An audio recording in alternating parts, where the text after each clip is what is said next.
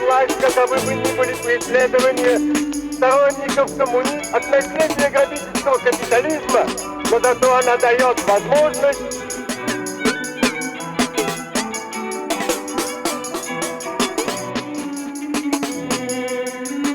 и вот почему советская власть, каковы бы ни были преследования сторонников от наследия грабительского капитализма, но зато она дает возможность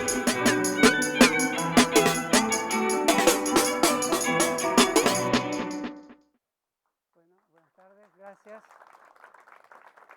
Muchas gracias. Bueno, hoy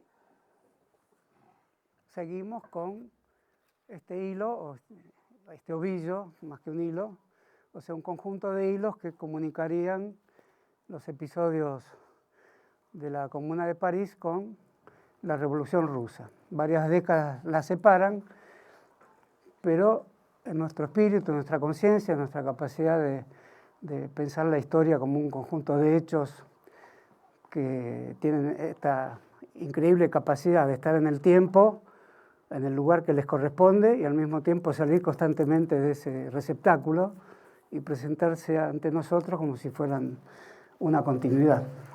Pero antes que eso quiero reparar varios errores, de los cuales no le voy a echar la culpa al canal de televisión, sino que fueron errores míos, del encuentro anterior, que es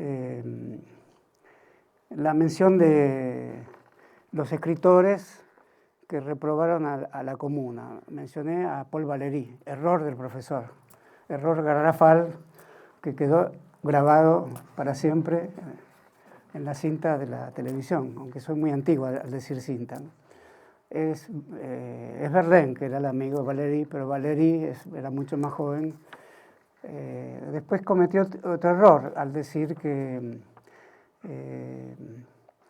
Eugenio Sue, fue también un adversario fuerte de la Comuna y le atribuí la escritura a un libro de Víctor Hugo, que fue simpatizante de la Comuna. Los Miserables lo escribió Víctor Hugo, yo se lo atribuí a Eugenio Sue, que escribió el famosísimo folletín Los Misterios de París. Esos son errores que pueden costarle el cargo a un profesor. Por suerte la televisión no castiga del mismo modo. Creo que cometí algún otro error que si me acuerdo... sí, otro es muy importante, Blanqui. Blanqui, cuyo libro alguna persona inquieta me pidió que lo muestre y había olvidado de mostrarlo. Esta clase tiene la particularidad de que va a ser parecida a una demostración de perfume, digamos, o de Fernet, pero son libros. Este es el libro Blanqui en la edición castellana, La eternidad por los astros, con un gran prólogo de Jacques Rancière, que es un estudioso fervoroso de esta escritura de carácter socialista, esotérico, por llamarla rápidamente así. El error que cometí es que Blanqui murió 10 años después de la Comuna, en 1881, y sigue siendo el famoso preso que, como les dije, fue el preso del siglo XIX. El que muere en 1871 es un personaje simpatizante con la Comuna, Pierre Leroux, y muere justamente en los 3 meses de la Comuna. Ahí la Comuna detiene las acciones bélicas y envía a sus representantes a un personaje que lo considera un antecedente fuerte de las corrientes ideológicas que confluyeron en la Comuna. Quien lo considera también así es un joven argentino que lo conoce en París.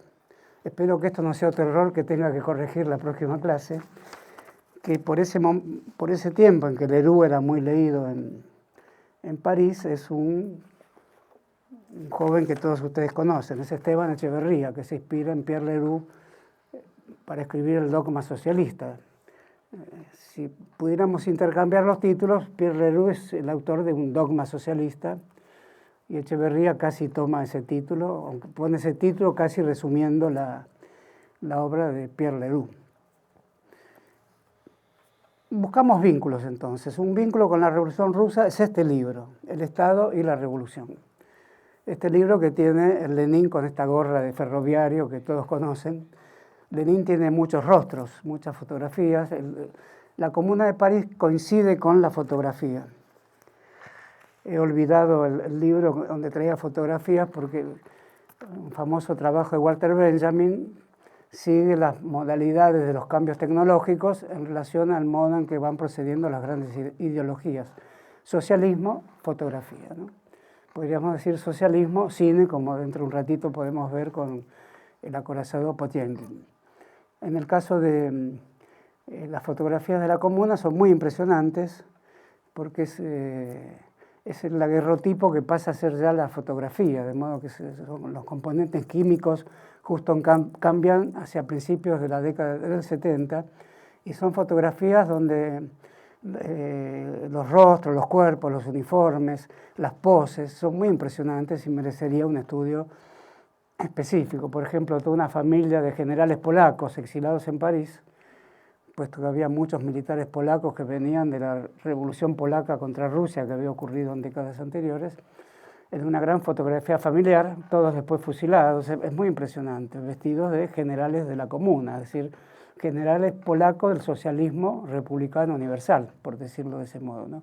Entonces la fotografía al mismo tiempo nos provoca un cierto estremecimiento al ver episodios del pasado, que acá podemos relatarlos a viva voz, como se dice, pero también ver fotografías antiguas, es decir, los principios de un arte que sigue existiendo bajo formas tecnológicas tan diversas, pero que permanece, aunque sea de una manera casi vista desde un soplido casi etéreo, la relación de una máquina con una situación, una pose, un rostro, solo que han cambiado los modos de sacarse las fotos, pero lo que llamamos fotografía en sí mismo vale para la Comuna de París o para esta escena que estamos protagonizando acá.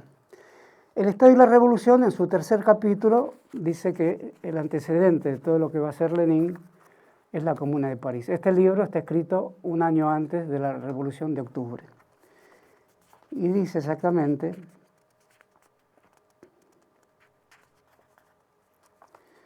que la situación del Estado, la teoría del Estado y todo lo relativo al Estado ya está explicado por Marx en su trabajo sobre la Comuna de París. Este es un libro contra Kautsky, contra Bakunin, o sea, los que ya sea por pensar que el Estado siempre es permanente en relación al socialismo, ya sea por pensar, como Bakunin, que no se precisa del Estado, ni Dios, ni amo, ni Estado, en la teoría de Bakunin, que también es un fuerte protagonista de la Comuna, solo que en Lyon. Bueno, Lenin elige siempre dos alas para combatir, una de derecha, Kautsky, otra de izquierda, sería Bakunin, si me perdonan esta vulgar simplificación del pensamiento de Lenin. Marx subraya intencionalmente, en su escrito sobre la Comuna de París, como previendo la posibilidad de que sus ideas fueran tergiversadas, que al acusar a la Comuna de que quería destruir la unidad de la nación, de querer suprimir el poder central, es una falsedad consciente. Marx usa intencionadamente la expresión organizar la unidad de la nación para contraponer al centralismo consciente, democrático, proletario, al centralismo burgués, militar y burocrático. O sea, en una interpretación de Lenin, Marx propone que la Comuna de París es un tipo de Estado que hace extinguir al Estado centralista. Y acá en este escrito, El Estado y la Revolución, Lenin propondrá un centralismo proletario y democrático para el Estado, idea que también propone para el partido, y ambas ideas, centralismo democrático para el Estado y para el partido, hacen al fuerte drama de los años en que perdura la gran experiencia de la Revolución Rusa bajo la forma de Unión Soviética hasta el momento en que la historia lanza sus trinos hacia otros costados de la historia.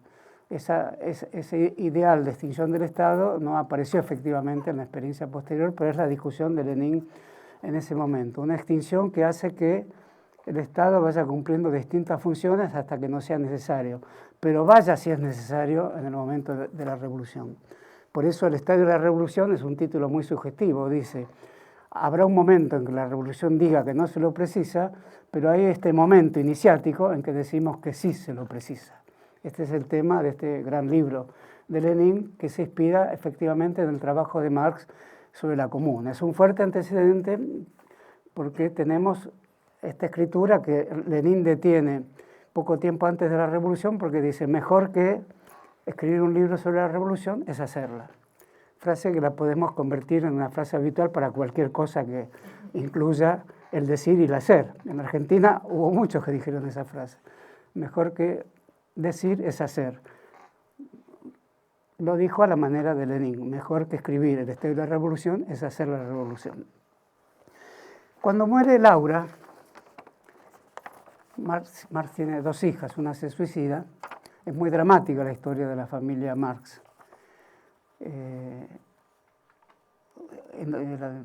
No me acuerdo cómo se llamaba la primera hija. Este no es un error, sino un olvido corregido en la próxima reunión.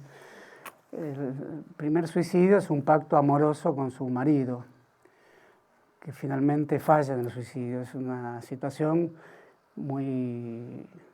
que tiene una hondura que no podríamos describir. Es un pacto de suicidio matrimonial y da efecto solo con una de las personas que están en el pacto. Eso hizo que muchos vieran con sospecha la situación de que el marido se haya puesto en situación de eximirse de ese pacto porque falló la instrumentación. Era un veneno que un elixir, digamos. Laura también tiene otra situación parecida, porque formaban parte con su marido Paul Lafargue, que es un interesante personaje, es el marxista de Marx en París, digamos, de los pocos que hay en ese momento de la Internacional en París. En 1910 deciden suicidarse ambos por razones que están fundamentadas en un grupo inglés que se llama Exit, del cual formaban parte, es decir, la salida. También es algo que pertenece a una época que podríamos quizás identificar por el hecho de que ciertas personas envueltas en un sentido muy laico de la vida, donde la esperanza tiene un fuerte anclaje en los cuerpos y en las posibilidades de los cuerpos, y sentir la senectud, que como sentían los grandes filósofos de la antigüedad, pero no lo decían para suicidarse, me parece. La senectud era otro momento de la vida, de gran interés. Se podía explorar no la fortaleza del cuerpo, sino su debilidad, que sería su complemento necesario, pero con un aroma más positivista, más laico, sin esperanza hacia ninguno de las entidades que podemos llamar el vasto elenco de los dioses que nos rodean. Si eliminamos eso, Lafargue y Laura Marx deciden, esta vez con éxito en ambos casos, suicidarse, ¿no? Esto es lo que dice alguien ante la tumba de Laura. Las ideas del papá de Laura se pondrán en práctica mucho antes de lo que nadie puede imaginar. Es Lenin que hace el discurso en el cementerio de Londres, creo que en el mismo en el que estaba enterrado Marx, el cementerio de Highgate. Bueno, Lenin está en Londres en ese momento escribiendo un libro en la biblioteca donde Marx escribió El Capital, y creo que casi en el mismo lugar donde Marx había escrito El Capital. La biblioteca es la Biblioteca Nacional de Inglaterra, pero que ya el curioso por visitar esos grandes salones de la historia tiene que ir al British Museum, donde en ese momento estaba la biblioteca, y aún creo que se conserva la silla y la mesa que consultó Marx para escribir los volúmenes del Capital, que tienen una vastísima cantidad de citas que varios años de estudio de cualquiera de nosotros, de cualquier tema que sea, nos obligaría a estar sentados en una silla mucho más tiempo del que creo que hoy soportaríamos, ¿no? Creo que el siglo XIX de Marx lo podríamos definir como el siglo en que había que soportar muchas más horas que soportamos nosotros para estar, para decirlo con una palabra brasileña, con la bunda en la silla, ¿no? Bueno, esta es una televisión culta, no podemos, o sea, tenemos que demostrar que sabemos idiomas. Lenin escribe ahí su libro, que es un libro a mi juicio fallido, que es Materialismo y Empirio-Criticismo, que es en las discusiones en que está envuelto este hombre, que es un gran intelectual. Es un intelectual que tiene su fuerza dramática depositada en un objetivo único, que es la revolución, y que nunca la puede pensar de una manera más literaria, digamos. Trotsky sí, Trotsky la llama épica, convulsionante, catastrófica. Aparece Walter Benjamin cuando habla de Trotsky, y por cierto hay muchos trabajos que los conectan. Pero Lenin adecúa un objetivo que, como dice acá, en la tumba de Laura Marx, Las ideas de su papá, estoy seguro que en poco tiempo se van a concretar. Por eso es tan cambiante, la idea de táctica, estrategia en Lenin son muy cambiantes, porque habiendo un objetivo único, a veces dicen la Duma no, que vayan los mencheviques, y los mencheviques lo acusan a Lenin de ser alguien que se niega a participar en las instituciones democráticas que el pueblo consiguió del zar, la Duma, el Parlamento. Entonces Lenin va mientras los mencheviques más conservadores no van. Pero a veces, en otro periodo, que son pocos meses, ocurre lo contrario. Lenin es el que no va y acusa a los mencheviques que van de reformistas, de cómplices de la burguesía. Es decir, toda la batería de Lenin es una batería enorme de proyectos de descalificación que forman parte de una gran prosa, no eliminan la atención que se le presta a esa prosa que casi es la electricidad, que después adjuntó al socialismo, cuando se le ocurrió decir esa famosa frase que tiene su costo: socialismo es socialismo y electricidad. Bueno, su prosa es socialismo y electricidad. A Kautsky, como le dice, el renegado, y a veces le dice liquidacionista, ahora no recuerdo todos los adjetivos que emplea, pero es cierto que esta es una época de injurias, ¿sí? Uno está más o menos acostumbrado, pero el tipo de polemismo de Lenin podía obligar a que algún socialista revolucionario, pero no lo suficiente como para que a Lenin le guste, podría estar una semana en cama después de recibir la batería de epítetos de Lenin. Este caso que estoy comentando es el Lenin que escribe su libro más ambicioso desde el punto de vista filosófico, es Materialismo y Empiriocriticismo, de comienzo del siglo XX, donde refuta a Ernst Mach, que era un filósofo de gran nivel de la Austria filosófica, del Imperio Austrohúngaro, vinculado a todas las teorías del lenguaje, vinculado al idealismo, como dice Lenin. Por eso lo compara al obispo Berkeley, donde afirmaba que lo existe solo lo que se percibe a través de las sensaciones, serían los sensorialistas o los sensualistas. Lenin lo acusa a Marx de ser un empirista de las sensaciones y por lo tanto no llega a lo que la historia tiene de dialéctico, de contradictorio. Comete el error de no percibir que Ernst Mach está envuelto en la filosofía del lenguaje, que era la especialidad vienesa de aquella época, de otro de los grandes lingüistas de la época, no Wittgenstein, que era el nombre mayor de la filosofía del lenguaje de la época, sino Borges se inspira en uno de los grandes lingüistas, que no voy a demorar ahora en sacarlo de mi desordenada catalogación cerebral, porque son preciosos los minutos que tenemos. Fritz Maurer, ahí salió. Bueno, es el otro. Borges es un discípulo a la distancia de Fritz Maurer. Es decir, el lenguaje es la operatoria del lenguaje, el lenguaje es su uso. Y Lenin combate eso, y eso tendrá graves consecuencias después en la Unión Soviética, porque Mach es el maestro de Einstein. Toda la teoría de la relatividad sale de ahí. De algún modo, Lenin estaba combatiendo algo que los científicos de la Unión Soviética después, en los años 30, los años 40, comienzan a discutir con los científicos oficiales del Estado ya gobernado por Stalin, puesto que no se aceptan las teorías burguesas, como la de Einstein, que efectivamente produce una revolución en la física hasta llegar a la fisión nuclear. Bueno, más allá de esto, por eso Lenin inclina lo que después será la balanza de la ciencia en la Unión Soviética, y la discusión científica siempre fue en relación a la decisión que toma Lenin de combatir una de las líneas científicas de Occidente que iba a llegar hacia la teoría de la relatividad. Esta discusión está muy bien planteada en una novela reciente, o no muy reciente, pero que se está leyendo ahora, que se llama Vida y Destino, que es un gran fresco de la Unión Soviética con todos sus sacudidas espirituales, morales, todos sus vuelcos que están más allá de la razón o más acá de la esperanza.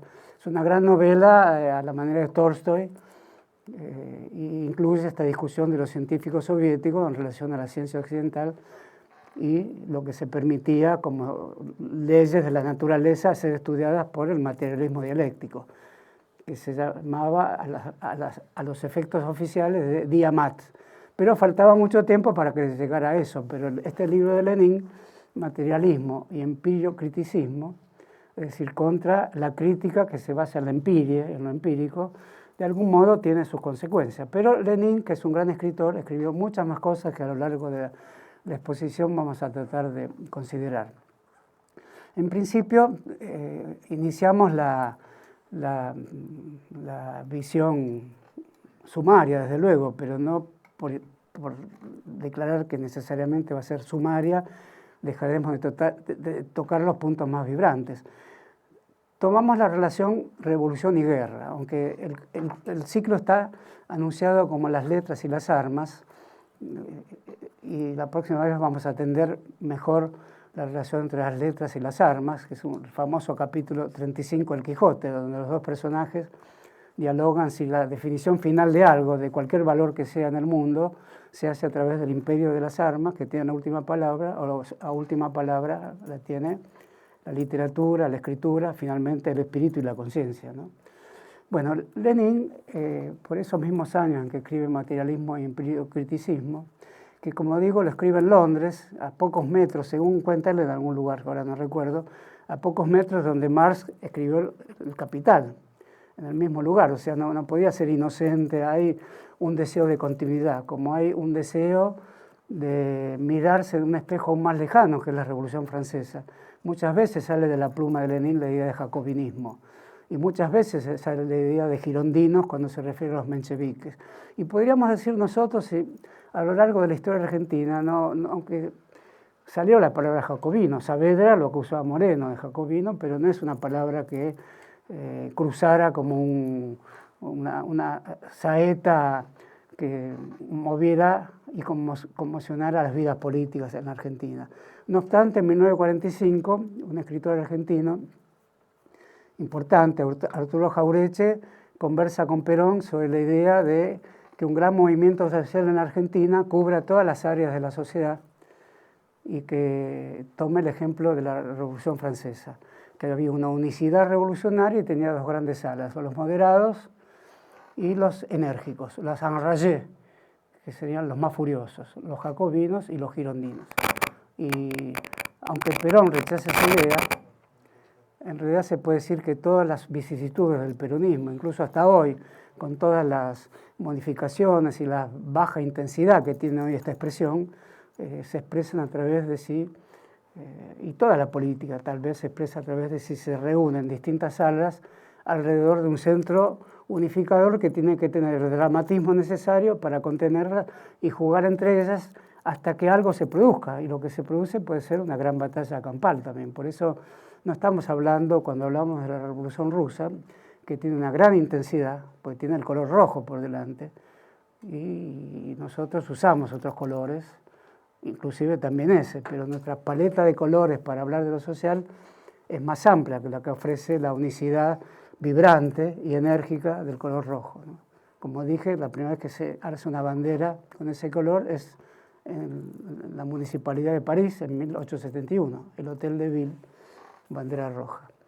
Bueno, Lenin es alguien, como dije, interesado en evocar al jacobinismo y ponerle a los mencheviques que surgen de su mismo partido. El partido se funda al principio de la década del siglo XX, la primera década, 1902, Partido Socialdemócrata Ruso, con sus alas mencheviques y bolcheviques, que quieren decir mayoría y minoría. Parece mentira que una expresión de ese tipo quiera decir apenas lo que quiere decir algo que se reúne como en la Asamblea de París, la montaña, los que estaban arriba de todos, que eran los más jacobinos, digamos, los que se sentaban más abajo eran los más moderados.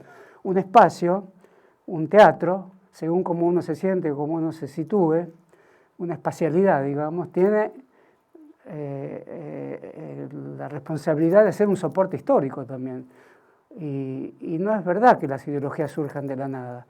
Pueden surgir de la nada, pero pueden surgir de la forma material más rasa del espacio.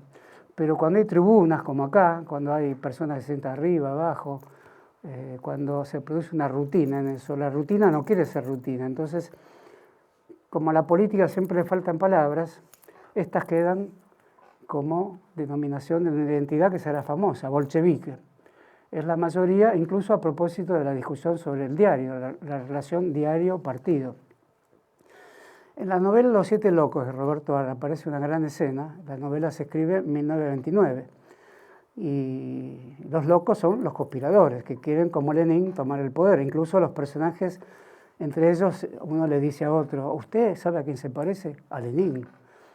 Y la respuesta en el segundo volumen de uno al otro es: ¿usted sabe a quién se parece? A Mussolini. Son las dos alas de la revolución de nuestro tiempo, ¿no? Una se responde a otra de un modo que aún debemos estudiar, porque esa es la escritura del siglo XX.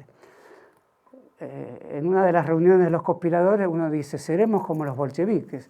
Es un momento farsesco, como casi todo en Roberto Arlt. Y todos se miran desconcertados. Era la primera vez que habían escuchado esa palabra.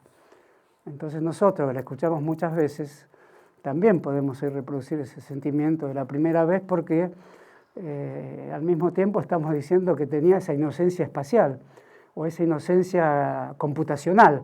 Simplemente significaba la mayoría de quienes habían votado en un momento algo que, si estoy acertado en lo que digo, sobre qué relación tenía que tener el periódico, en ese momento era Iskra, de la que ya hablé, el periódico oficial del partido, con el partido que estaba en el propio territorio ruso.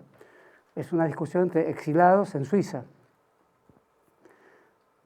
Y la posición de Lenin es muy estricta: cada periodista será un combatiente. Ahí es donde está su famosa frase: el diario, el periódico es la armazón del partido. Pero si uno lee atentamente donde lo dice, que es en el qué hacer, que es la gran pregunta de la política, como Martínez Estrada en la Argentina dice: ¿qué es esto? Y encuentra en esa expresión de sorpresa ante la historia la posibilidad de pensar nuevamente todo, de comenzar a pensar como sería una revolución. ¿Qué es esto? ¿Qué hacer? Es una pregunta perdurable. Y ahí Lenin dice: el diario es igual que el partido, e incluso leído sin extremar la avidez del lector por tener más respuesta sobre el texto de lo que el texto dice, es como si el diario fuera superior al partido. Y de alguna manera se entiende. Lenin hace un diario en el exilio, el partido sigue en el territorio, y la discusión es entre exilados bolcheviques y mencheviques. Y después está la definición del periodista. El periodista debe ser un militante, o un militante debe ser un periodista. Es decir, lo que escribe también en algún momento se dice es un combatiente. Por lo tanto, la propensión de Lenin de fusionar momentos que para nuestra tranquilidad pública y privada están disociados, aunque en la Argentina bien se ha discutido esta figura del periodista. ¿Qué es realmente un periodista? En un extremo podríamos decir es apenas un intermediario entre lo que ocurre y la ansiedad por las noticias que tiene alguien que no está testimoniando lo que ocurre. Sin dejar de ser esto así, evidentemente la palabra periodismo tiene una elasticidad de tal envergadura que permite ir desde Lenin al más inocente alumno salido de esta facultad o de una facultad de periodismo que dice que va a querer ser apenas un testigo objetivo de los hechos. Entonces, en Lenin no hay nada de eso. El diario es algo así como la maqueta, como la manifestación superpuesta, justapuesta al partido. Y si no está el partido, está el diario. De modo que Lenin nunca resolvió enteramente la relación partido-diario. No es tan diferente a lo que ocurre hoy. Hoy, si bien hay muchos partidos políticos, se puede decir que las grandes corporaciones mediáticas son partidos políticos de una manera nueva. No podemos decir que es un partido político, pero el modo en que actúan sus periodistas, el modo en que te ponen un micrófono en la calle, el modo en que hacen la pregunta, el modo en que se produce un supuesto diálogo, el modo en que después va a la isla de montaje, todo eso es lo que está discutiendo Lenin en el otro ángulo de un vasto espectro de ideas, digamos. Pero de algún modo Lenin es alguien atento a la modernidad, por decirlo con esa palabra que él jamás usó. Está atento a las modificaciones tecnológicas, está atento al ferrocarril. Como decíamos, Thiers, el primer ministro de Francia que derrota la Comuna, odiaba el ferrocarril. Era un antiguaya Thiers, pero no deja de tener interés eso. El primer ministro de Francia, asociado a Bismarck, que lo había derrotado antes a Napoleón III, no le gustaba el ferrocarril. Bueno, a Alberdi sí le gusta, a Sarmiento sí le gusta. De hecho, van a París para viajar en ferrocarril cuando no había en la Argentina. Bueno, a Lenin le gusta, pero menos que a Trotsky, como vamos a ver, Trotsky ya es el ferrocarril y ya piensa el ferrocarril. Pero estamos en este lento avance en el tiempo, porque de alguna manera estoy teniendo en cuenta el tiempo. Estamos en un vaporoso comienzo de siglo. Lenin está entre Londres y Zúrich. Zúrich es una tranquilísima ciudad de Suiza, de la que sale para ir a San Petersburgo exactamente en 1917. Tema con el cual concluiríamos esta reunión porque es el tema más discutido de la época, es el tema del acuerdo, de la tolerancia, de la coincidencia entre el viaje por Alemania, enemiga militar de Rusia, y la dirección de la futura revolución inmediata que hace el viaje con credenciales otorgadas por el Estado Mayor alemán. Eso es una gran discusión de la época que incluso perdura hasta hoy. Con el aniversario de la Revolución Rusa, estos 100 años, he leído libros de escritores ingleses o investigadores serios, en fin, que retoman esta discusión y la resuelven.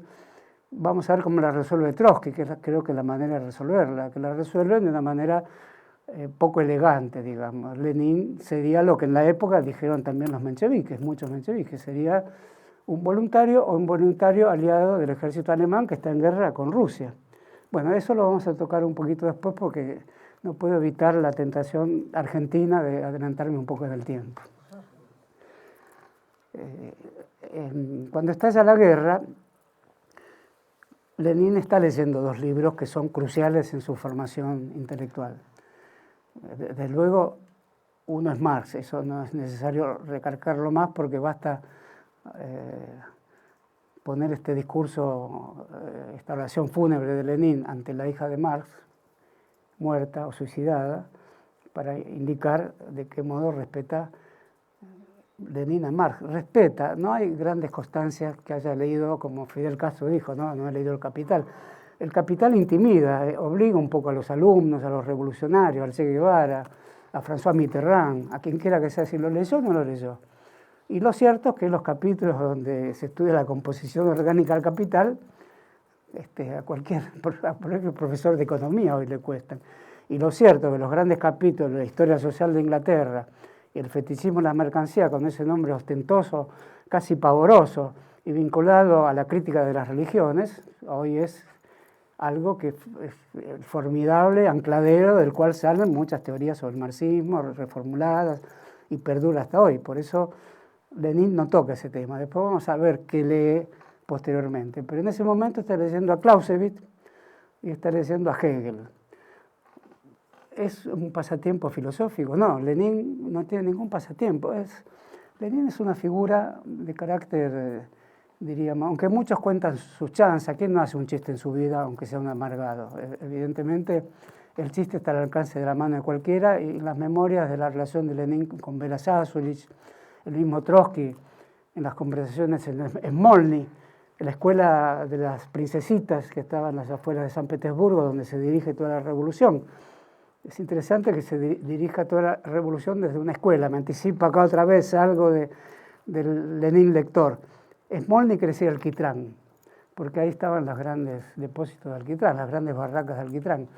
Después la Iglesia Ortodoxa construye una gran basílica barroca, que aún existe, es un lugar muy turístico en Rusia hoy, donde se educaban las princesas, donde iban a rezar las princesas vinculadas a la Iglesia Ortodoxa, que es la que sostiene el zarismo. Y en el mismo lugar, muy cerca, por eso también se llama Smolny, está el Instituto Educativo de las Niñas de la Nobleza durante los Romanov. Alejandro VI, Nicolás II, que es el zar que protagoniza los últimos momentos de la dinastía. Es el Instituto Smolny, que es como el Instituto Bernasconi de Buenos Aires, muy parecido, aunque más majestuoso. Ahí es donde se produce la concentración de bolcheviques, mencheviques, y ahí es donde en las asambleas de soldados, campesinos, obreros, marineros, militantes profesionales, etc., se produce la evidencia de la mayoría bolchevique, y de ahí se dirigen en 3 días apenas las acciones sobre San Petersburgo: tomar el correo, tomar los medios de comunicación, el correo era fundamental, como tomar hoy las televisoras, y después tomar el Palacio de Invierno, que cayó casi solo. bastaron 4 o 5 disparos de un acorazado. Después vamos a contar esta historia porque hay 2 grandes acorazados en esta historia, espero que lo veamos hoy. El Potiomkin, que es 1905, y la Aurora, que es 1917. Ocurre que los disparos del Potiomkin fueron sobre la escalera de Odessa. Iba en fuga y termina en Rumania. Pero como Eisenstein hace la película que se estrena en 1925 en Moscú, todo el amplio panorama de la Revolución Soviética, todo lo que es la historia de la Revolución Rusa, todo lo que podemos poner en ese gran baúl de la memoria, que son estas figuras fantasmales hoy para nosotros, Lenin, Trotsky, Ernest Mach, caben en el acorazado Potiomkin, como vamos a ver ahora. Y es como si fuera un acorazado que navega en forma atemporal los mares del mundo, donde hay cualquier insurrección, porque es de 1905 y su papel fue simplemente una rebelión de marineros inscriptos en el Partido Socialdemócrata también, no eran cualquier marinero. No cualquier marinero dice estoy cansado de mi primer oficial y lo tira por la borda, no era así. Pero tampoco tenían posibilidades de ir más allá que hacer unos disparos y retirarse hacia Rumania y después son fusilados por el zar. El acorazado Potiomkin, no obstante, revoluciona el cine, así como dijimos socialismo y fotografía, digamos Unión Soviética y cine de Eisenstein. Si no existiera ninguno de los episodios que de una manera bastante rápida estamos comentando aquí, basta rever esa película, El acorazado Potiomkin, para ver todos los nudos internos que tiene la revolución, porque la revolución es no otra cosa que la manera en que Eisenstein descubre el modo del montaje cinematográfico. Por eso hoy decimos acorazado Potiomkin y estamos diciendo todas las vastas acciones que pertenecen a esa, vamos a decirle provisoriamente, esa gran metáfora de la convulsión en la historia, ¿no? Porque el acorazado es una gran maquinaria. Si vieron la película habrán visto qué detalle tiene Eisenstein para ver cómo funciona un relojito, cómo se vibran los cañones, son todos mecanismos. Y los cuerpos actúan como mecanos también, como mecanismos. Y al mismo tiempo está la conciencia, es una teoría de la conciencia que nos lleva a Hegel nuevamente. Y por eso me permite el puente para volver a ver a Lenin hojeando su Hegel, esto en Zúrich, donde sacaba los libros de la biblioteca municipal. Está el detalle que se olvida de devolverlos cuando el Estado Mayor alemán dice ya está listo el tren. Eso lo cuenta su esposa. Casi no tienen tiempo de devolver los libros de la Biblioteca Nacional. Si iba a ser una revolución de tanta importancia, no podía ser un deudor de la Biblioteca Provincial de Zúrich, ¿no? Tomamos muy en serio devolver. Nosotros ya no hacemos eso, de tomar en serio devolver los libros de una biblioteca. Nos prestan un libro y lo devolvemos, pero Lenin casi demora la salida del tren de la estación Zúrich, que tenía servida a Rusia, y se toma el trabajo de devolver los 2 últimos libros a la señorita bibliotecaria de Zúrich, que debía ser tremenda. Esa lectura es juzgada por un gran pensamiento siempre polémico del siglo XX, Carl Schmitt, como el acontecimiento que cambia el mundo. Si John Reed dijo que hubo 10 días que cambiaron el mundo, que fueron los 10 días desde donde en el Instituto Smolny se hicieron las operaciones de la toma de San Petersburgo. Acá esos 10 días son una lectura, según Carl Schmitt, la lectura de Lenin en la biblioteca de Zúrich o en su casa, de los libros que presta la biblioteca, de Hegel y de Clausewitz. En Clausewitz, que es las maniobras de defensa, de ataque, de ofensiva, tácticas de estrategia, de combate nocturno, de encuentro improvisado, el libro de Clausewitz se llama De la guerra, es un libro de 1830, que instruyó a todos los ejércitos del mundo, inclusive a la beta prusiana del ejército argentino, y que fue leído por Perón más o menos en la misma época que lo leyó Lenin. Hay una diferencia, Perón lo lee porque es la bibliografía obligatoria. Como decía acá en la facultad, en la Universidad de General Sarmiento, dije, para mañana me traen bien leído el primer capítulo de la guerra, von Krieger. Y uno lee el primer capítulo, y así lo leyó Perón. Después lo citó de muchas maneras. Después armó algo cuya historia no vamos a entrar porque efectivamente no terminaríamos nunca. Es posible terminar con la historia de la Revolución Soviética en una clase y en 2. No sé si con lo que leyó Perón y lo que hizo con lo que leyó. Necesitaremos más tiempo y más angustia, ¿no? En este caso, Lenin hace una lectura a la luz de Hegel de Clausewitz, o sea, de todos los movimientos en un terreno plano. Es una geopolítica, Clausewitz. Son fuerzas que Clausewitz llama, a la manera de Schopenhauer también llama, fuerzas de la voluntad. Son voluntades de dominio, es una voluntad contra otra. Y las voluntades se desdoblan en secuencias, en movimientos, en movimiento de alas. Es decir, digamos, es la escuela prusiana, no es la escuela napoleónica en la cual se inspira más bien San Martín. Todo el peronismo, digamos, que se inspira en la escuela prusiana de Clausewitz. Saco ya el peronismo, porque uno tiene la cabeza en tantas cosas, ¿no? Lenin escribe unos cuadernos que están en Moscú, si es que los conservaron, porque en algún momento se exhibían junto a su cuerpo embalsamado. Rareza, ¿no? Embalsamar un cuerpo viene de los egipcios, eso, lo cual demuestra que hay una tentación de conservar algo cuando uno conserva un cuerpo, en vez de hacer una estatua, que también es extraño hacer estatuas, pero menos que embalsamar un cuerpo, ¿no? El cuerpo sigue ahí. En la época de la Unión Soviética estaban los tetratka, que es como decir los cuadernos Sabón, o es decir, cuadrado, en ruso, tetratka. Es fácil, ¿no? Pues tetra, que viene del griego, creo, ¿no? A ver si me tengo que consultar Wikipedia y venir la próxima vez a decir que no, que viene del latín, no, esto viene del griego. En unos cuadernos que se conservaban antes, ahora alguien que estuvo hace poco en Moscú no los vio al lado del cuerpo de Lenin, pero ¿qué quiere decir poner un cuaderno escrito por Lenin al lado de su cuerpo embalsamado? Es que era el cuaderno que animaba a las fuerzas de la revolución. Ahí Lenin dice, Clausewitz es Hegel, y Hegel es Clausewitz. Hay una dialéctica hegeliana en Clausewitz, y para entender bien a Hegel hay que entender la Revolución Francesa, de la cual Hegel es testigo. Por lo tanto, la lectura que hace Lenin no es la de un estudiante que dice, leo para que no encuentre una sorpresa en la prueba de la semana que viene. O sea, son lecturas vinculadas al tránsito de la historia, a la materialidad de la historia. Son lecturas de un materialista, digamos. Y no sé si nos las hacemos también nosotros, aunque después tengamos que dar una prueba y tomar un examen. Son lecturas que son las grandes lecturas de la humanidad, que uno dice, las leo por placer, para saber filosofía, para saber qué es la dialéctica. Bueno, no creo que Lenin no dijera eso mismo, pero también había una forma de la lectura donde había como el Hegel que ve desfilar a Napoleón, según la famosa anécdota, o creo que la cuenta él, después de la batalla de Iena, en 1805, y que emite su frase famosa, veo a la razón cabalgando en la historia, ¿no? Pero era Napoleón que estaba con su caballo desfilando frente a su ventana después de triunfar en la batalla de Iena. Hay que considerar que Hegel tiene cierta simpatía por la Revolución Francesa, menos por su terror de Estado que condena de una forma secundaria, digamos, no como tema central de su libro, pero lo condena a la fenomenología del espíritu, ¿no?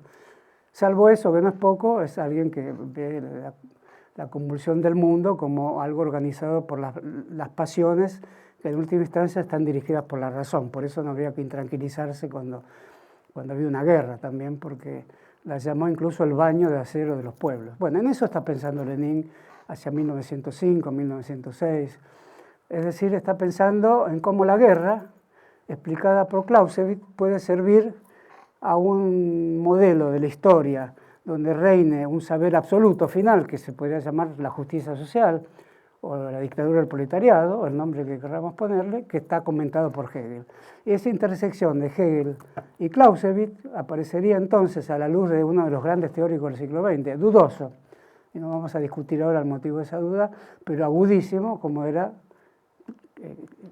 Carl Schmitt, que en su gran trabajo, en el cual habla del Che Guevara, un trabajo de los años 60, llamado El Partisano, comenta justamente esto, algo extraño para nosotros, o algo que debe perder su extrañeza ante nosotros sin perder su novedad, su ingenua novedad. Leyendo dos libros que no parecen tener nada que ver entre sí, se produce un estallido en algún otro lugar, ¿no? Entonces el lector es también el periodista, es el militante, es el que ve la historia donde desfilan los cortejos del pasado, las víctimas del pasado o los triunfadores de algún momento inspirador que haya ocurrido antes. por esa misma época, es decir, guerra y dialéctica de la historia, y la guerra como acto de voluntad contrapuesta entre los hombres, es lo que forma el Lenin que conocemos, el Lenin orador, el Lenin estratega, el Lenin filosófico. Donde escribe eso se llama Cuadernos Filosóficos, o sea, él no renegó de la palabra filosofía, y están escritos, son manuscritos además. Por cierto, están publicados, el que lo quiera leer, son lecturas conocidas en las izquierdas de todo el mundo, aunque hay que reconocer que estos grandes textos que en su momento se leyeron mucho, ahora se leen poco. Y gracias a este programa de televisión se van a leer un poquito más. Declarada la guerra, ¿qué hace el que leyó estos textos sobre la guerra? ¿Qué piensa alguien que no ve disociada la revolución a la guerra, como no la vio el historiador Alperindongui? Revolución y guerra. Si hay una revolución es porque hay una guerra, y podemos decir sin temor, y viceversa, con la frágil dialéctica que es la viceversa, ¿no? Una mera inversión de la frase anterior.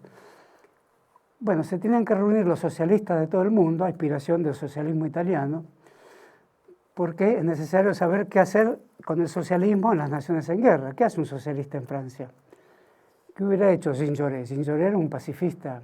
No hizo nada porque por su pacifismo encendido, creyente de que las clases obreras de cada nación en guerra no tenían que entregarse a las burguesías de cada una de esas naciones, Jean Jaurès está haciendo un discurso en un salón de París, pacifista, en 1914, y es asesinado de un tiro. O sea, no era fácil para un socialista francés ser pacifista ante el nacionalismo francés.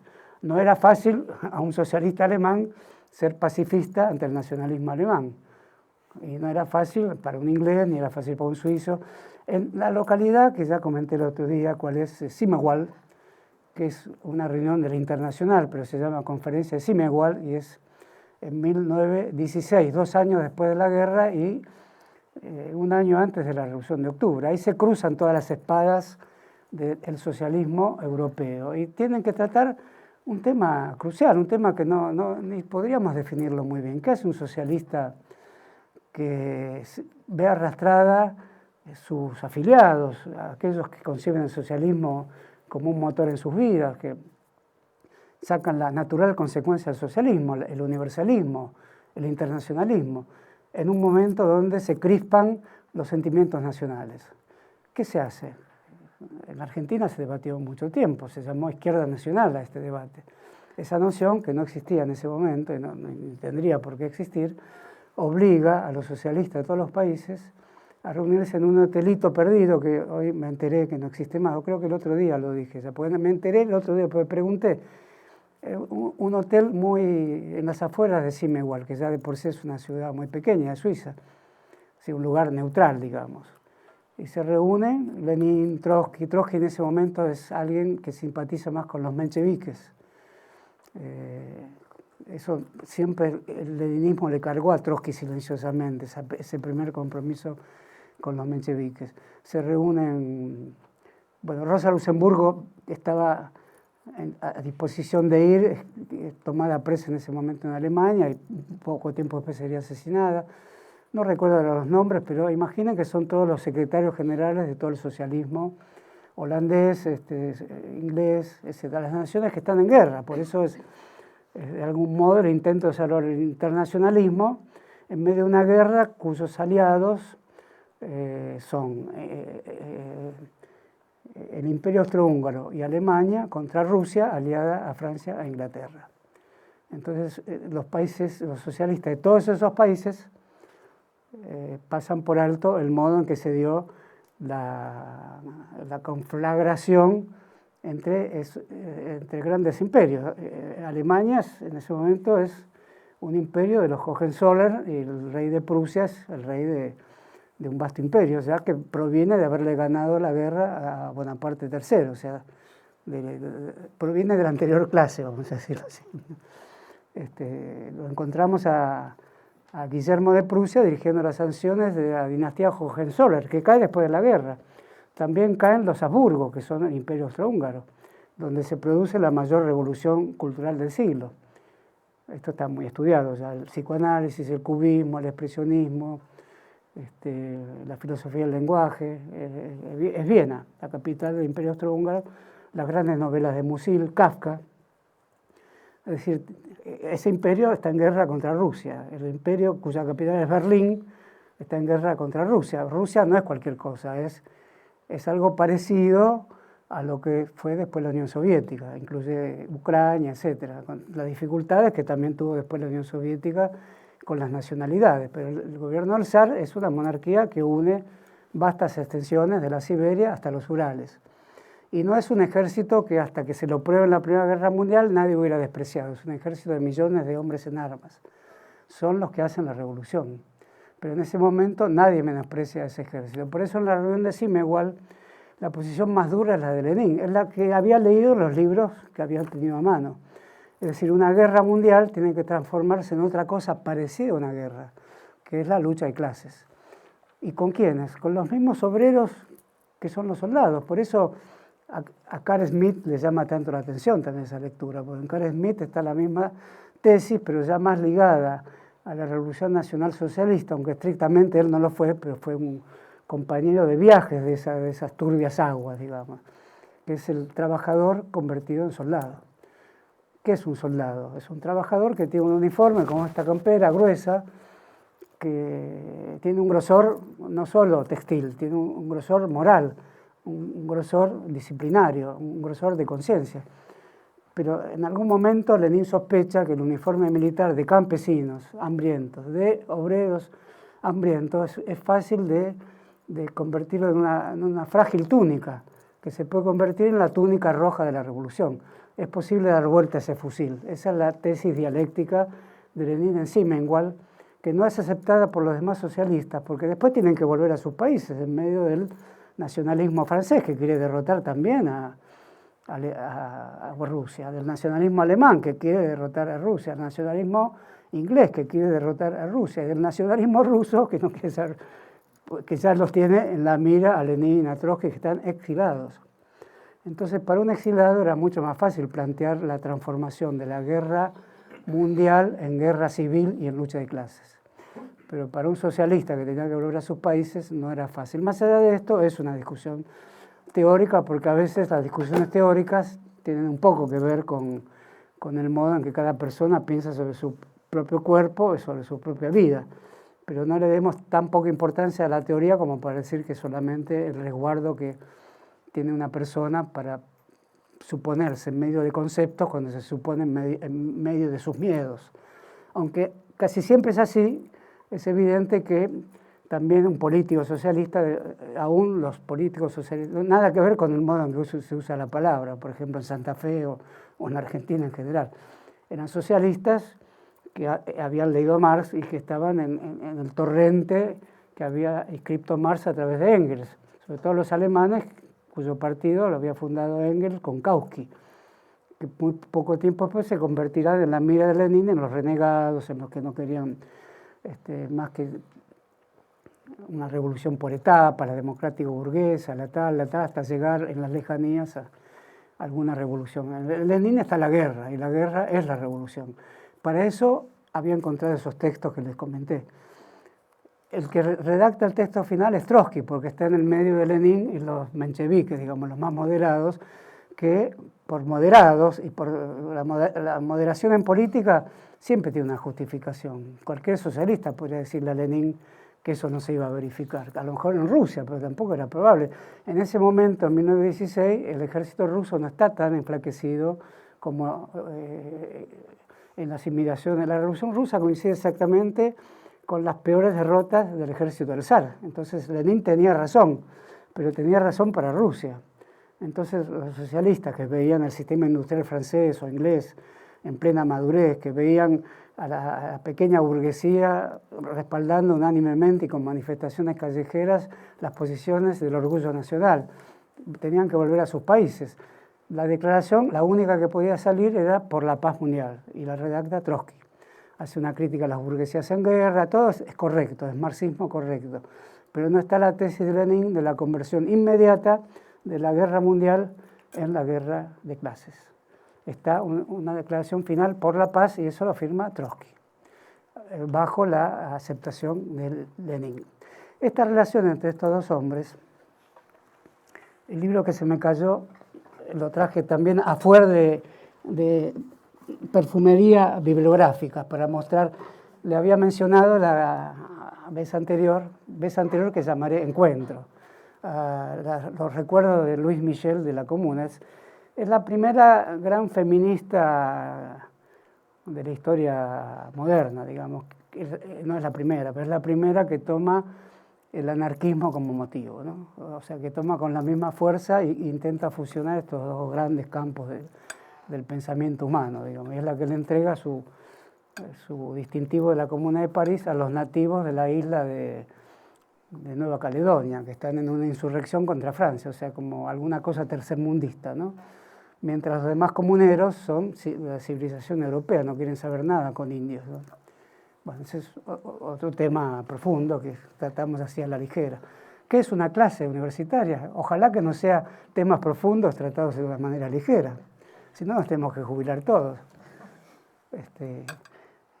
Esto lo dije para prevenirme, ¿no? Entonces, estos dos hombres están unidos por una relación que no sabría explicar bien. ¿Cuál es la relación entre dos jefes? Dos jefes del mismo tamaño, el mismo porte, la misma condición espiritual, la misma ansiedad. Diferencias, una evidente. Trotsky es un escritor, se preparó para crítico literario. Y la próxima vez vamos a ver sus escritos literarios. Son formidables, formidables. O sea, es un escritor que si no hubiera sido jefe de un ejército, hoy se hablaría de un escritor ruso llamado León Davidovich Bernstein, alias Trotsky, que había escrito casi toda la crítica disponible de la gran literatura rusa, enemiga de la revolución. Es alguien que se mete con Dostoyevsky, se mete con todos los escritores de la madre Rusia, de la Rusia popular religiosa, pre-revolucionaria, que resiste la revolución, que dio grandiosos escritores, entre otros Dostoyevsky. Él se mete con todo eso y leyendo a Trotsky, que lee a estos escritores, percibimos algo novedoso, que no se percibe en Lenin. Lenin es el gran escritor de su obsesión, que es hacer la revolución y la táctica y la estrategia, que cambia siempre. Todo el poder a los soviets, lo dice recién cuando es mayoría en los soviets de campesinos y obreros del Instituto Smolny. Cuando no eran mayoría los mencheviques, jamás hubiera dicho todo el poder a los soviets. Espera hasta el final, cuando finalmente lo que ocurre en el Instituto Smolny, muy bien relatado por John Reed, que sigue siendo, junto al de Trotsky, uno de los grandes libros sobre la revolución. Recién ahí lanza la consigna famosa. La consigna tiene una temporalidad de 2 o 3 meses, todo el poder de los soviets. Antes nunca lo había dicho. Por eso nosotros, frente a un gran episodio del pasado que parece cancelado, y de hecho lo está, pero no está tan cancelado como para que nosotros con esta clase podamos abrir una pequeña compuerta, porque finalmente también lo vemos de una manera no cancelada cuando creemos que todo el poder a los soviets era una consigna de toda la revolución. No, es para los meses donde la táctica, es decir, ¿qué es entonces la estrategia? El saber absoluto, el momento en que en la doctrina de Hegel se llega a la síntesis de todas las determinaciones. Bueno, sería la reunión dialéctica, digamos así, de todos esos momentos tácticos, y uno de ellos que parece el absoluto, todo el poder a los soviets, no, es un momento así. Y soviet además quiere decir comuna, no es una palabra tan misteriosa como soviet, es comuna. Por eso, cuando Kerensky asume el poder en el 17, 3 meses antes de la revolución, también llama soviet al gobierno. Eso observa John Reed, es muy observador, dice, ojo, se llama soviet el gobierno provisorio y se llaman soviet los que quieren derrocar al gobierno provisorio. Si no sabemos esto, no entendemos bien la revolución rusa. El soviet es una reunión comunal y es el gran invento de la revolución rusa y al mismo tiempo es el invento de los demócratas progresistas, vamos a llamarlo así, que eran Kerensky. Por eso John Reed tiene una aguda observación. Si no hubiera habido revolución rusa, Kerensky, los mencheviques, Gorky, en fin, grandes escritores, hubieran sido los grandes promotores de las transformaciones sociales. Y no como hoy, viles derechistas. O sea, surgió algo que convirtió... Kerensky era algo que imitaba el Partido Laborista inglés. Dentro de los mencheviques hay una beta del laborismo inglés. como está el mundo hoy, no diríamos que ahí está la derecha, pero John Reed observa, ocurrió algo de tal desmesura, se conmovió el mundo, ese es el título de su libro. John Reed era un comunista norteamericano. Se conmovió tanto que al aparecer esto, todos estos personajes, que podían ser grandiosos personajes que hacían crecer la historia hacia un momento revolucionario, no, ahora son los alfeñiques contrarrevolucionarios. Eso es magnífico que pueda ocurrir algo así. Quiere decir que hay una cierta provisoriedad. Todos estamos en una cierta provisoriedad en el juicio respecto de estos grandes acontecimientos. Estos dos hombres, como digo, se reúnen finalmente en el Instituto Smolny. Y eso lo cuenta Trotsky en Mi vida, que llama intento autobiográfico. Todo lo que ocurre en ese instituto es magnífico, porque están todos fumando, es un lugar de varadas de humo.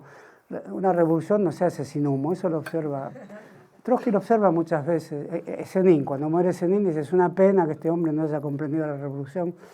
Las notas necrológicas de Trotsky sobre los grandes escritores y poetas rusos es formidable. Zenin se dejó ganar por las tabernas llenas de humo en vez de seguir el camino que hubiera podido seguir, que era la revolución. Bueno, estamos hablando de unos grandes poetas de principios del siglo XX en Rusia, ¿no? Lugar de grandiosos poetas. Bueno, este lugar lleno de humo es el Instituto Smolny, que Trotsky con un grado de punzamiento, los hechos de la historia, con un acto como quien refina el último gramo de arena. Bueno, eso es lo que está descrito aquí. En otro momento lo vamos a ver con más atención porque son descripciones únicas, como la de John Reed. Incluso Trotsky escribe después de John Reed, este libro lo escribe en Turquía, en la isla de Prinkipo, la isla del príncipe. Pues el sultán, cuando Trotsky dice, ¿dónde me puedo exilar? No sé si se rascaba la cabeza así, pero estaba en una situación muy difícil. Y se acuerda que en un momento de la Revolución Rusa, él como jefe del ejército, entrega armas al sultán de Turquía, a los jóvenes turcos, que estaban en una revolución laica también. Entonces recuerda que ante esa ayuda él puede a su vez pedir asilo. De hecho se lo dan en una isla de pescadores, de ahí que la observación sobre la pesca que hace es muy impresionante. Dice, como yo, que fui jefe de un ejército, vivía el día a día las operaciones, llevaba entusiasmo en el frente por el solo hecho de ir con un tren, y ese tren en algunos casos tenía cuadros o pinturas que había preparado el gran director de teatro de la época, Meyerhold, porque no está Stalin en ese momento rigiendo el arte, hay una gran vanguardia artística de la que después vamos a hablar. Como yo salgo a pescar con los pescadores de la isla Prinkipo, que pescan igual hoy que hace 1000 años. Esa es la teoría de Trotsky. Lo arcaico y lo moderno, como yo estoy acá. Y estaba aquí, le faltaba decir, porque esa es su teoría, la conjunción de lo arcaico y lo moderno. Lo milenario y lo que ocurre hoy en el día a día de la revolución. Esa es la gran tesis de Trotsky, que en Lenin está apenas insinuada. Después, la próxima vez vamos a ver el gran escrito de Lenin que se llama A querencia renunciamos, cuando ya los mencheviques le dicen, y los compañeros le dicen, pero vos te olvidás que tu hermano era populista, Narodniki, te olvidás de la aldea, de la comuna rusa. Entonces escribe A qué herencia renunciamos. Dice, no renuncio a esa herencia, solo que tienen que pasar por el capitalismo, como dicen los iluministas.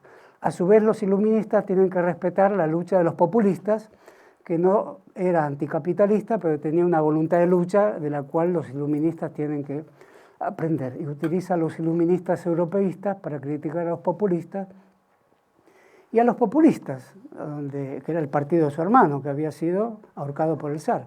A los populistas para criticar a los iluministas. Pura táctica dialéctica leninista. El leninismo será algo que toma del populismo la voluntad de lucha y el iluminismo la idea que el capitalismo tiene que desarrollarse para que una sociedad madure para la revolución.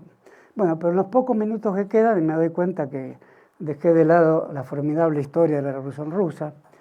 Nada de esto será abandonado, pero nada de esto dejará de ser picoteado, como estamos haciendo acá. No quiero decir que la televisión me justifica, pero es una pena que no haya más tiempo, pero esta es una clase mediada por la televisión, o es la televisión mediada por una clase. Es una experiencia original que a mí me gusta mucho y que espero que a ustedes también les guste mucho.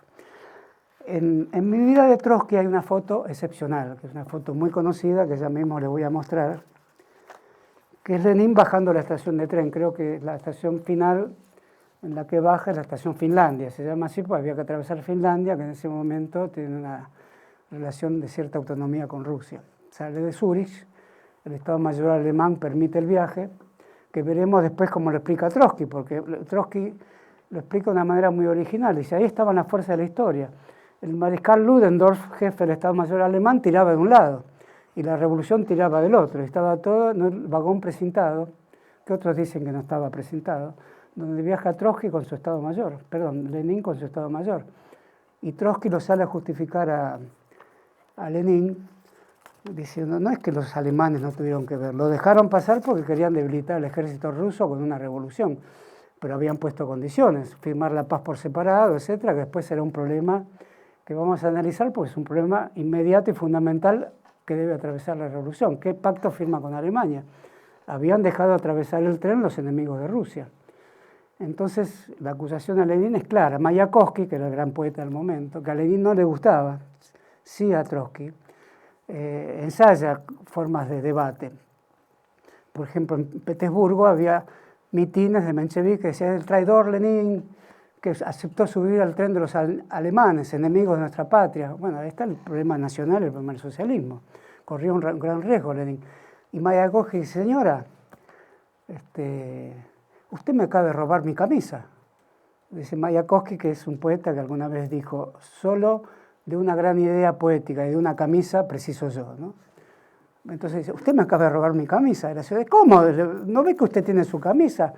Sí, dice, eso es tan verdad que yo tengo mi camisa como la mentira que usted acaba de decir sobre Lenin.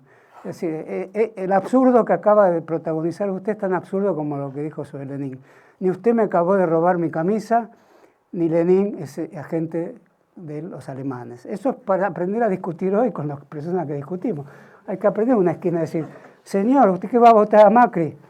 Usted me robó mi camisa. ¿Cómo? Yo no le robé ninguna. No, pero es lo mismo que los de BAC, es lo mismo que la deuda por 100 años. Bueno, eso lo hizo Mayakovsky. ¿Por qué no podemos hacer nosotros algún estilo discursivo? Señora, me robó la camisa. Trotsky dice, era un punto en el espacio, como en un cosmos, porque Trotsky es una gran poética. Y en ese vagón estaban las dos fuerzas de la historia. Estaba el Estado Mayor alemán tirando de un lado, estaba la revolución tirando de otro. Ya cambia todo con esa descripción. Eso es Trotsky. Yo le diría a los compañeros trotskistas, muchos pueden estar en esta sala, otros escuchando, otros escucharán el programa, que piensen en ese momento, ese punto álgido, donde Lenin toma ese riesgo, y Trotsky lo defiende no como Mayakovsky, que defiende por entero, pero es una operación de alto riesgo. Estaban las dos fuerzas de la historia tironeando un vagón de tren. Y uno que tironeaba de un lado era Ludendorff, el jefe, el mariscal de campo del emperador de Rusia, de Prusia. Y del otro lado, lo que lo esperaba, tiraba la revolución que estaba a la espera. O sea, hay que ser el amigo de alguien para defenderlo así, ¿no? Más que amigo, o sea, había una amistad extraña entre los dos hombres y una competencia que no está muy bien escrita. Esta es la foto donde llega Lenin, muy conocida, es una gran foto, un gran Lenin se dirige a la humanidad, digamos, ¿no? En una tarima muy precaria, y el que está acá como sumergido en una especie de distracción, pero vigilante, es de uniforme del Ejército Rojo, es el jefe del Estado Mayor del Ejército Rojo. O sea, esta escena debe ser después de la Revolución, ¿no? No está datada. No, acá el epígrafe dice, para los soldados que van a convertir al frente polaco en 1920, ya es después de la Revolución, ya me estaba equivocando. O sea, es una foto donde están instaladas las posiciones. Lenin es el jefe, vestido de civil, y este es un militar, que es Trotsky. Y hay soldados, marineros, unos miran para un lado, para el otro. Algún agudo observador de imágenes podría hacerse una gran panzada con esta foto que tiene una escena de Moscú. Claro, en ese momento está el gobierno en Moscú. Inmediatamente se traslada de San Petersburgo a Moscú debido a la amenaza del ejército blanco con el cual combaten 3 años. Eso es una lucha muy sangrienta. Es una guerra y revolución, precisamente. Bueno, vamos a terminar con esto, a mí me parece muy emocionante. Breton, André Breton, y acá entramos un poco en las armas y las letras, va a visitar al Trotsky exilado a México, en un gran viaje en barco donde viaja Levi-Strauss, que no va a verlo a Trotsky, sino a los indios brasileños, sobre los cuales hace un gran estudio. Estamos en el año 1935. Viajan otras grandes figuras de la revolución a verlo a Trotsky también, como Víctor Serge, que terminará instalado en México. Y André Breton escribe con Trotsky un manifiesto que firmará el mayor pintor de México en aquel momento, Diego Rivera, que es el manifiesto sobre el Frente de los Trabajadores Intelectuales, donde dice la famosa frase, toda libertad en el arte. Y Breton le agrega, pero dentro de la revolución. Acá están, en esta edición, están la diferencia entre Trotsky y Breton. Y Trotsky vuelve a sacar la frase, dice, no, toda libertad en el arte, punto. Y Breton vuelve a agregar, pero dentro de la revolución. No, toda libertad en el arte y nada más. Ese es Trotsky, ¿no? Todo lo que usted puede saber de dónde hay que hacer la libertad, dónde se sitúa el nudo de la libertad, en qué necesidad se incluye la libertad, ya todo artista lo sabe. El manifiesto termina diciendo lo que decía Trotsky. A 20 años del encuentro de Breton con Trotsky, o sea, eso ocurrió en 1938 en México, en Coyoacán, México. A 20 años, sería 48, 58, cumplidos 20 años, Breton hace un discurso, y el discurso incluye la mención de esta foto, y dice lo siguiente.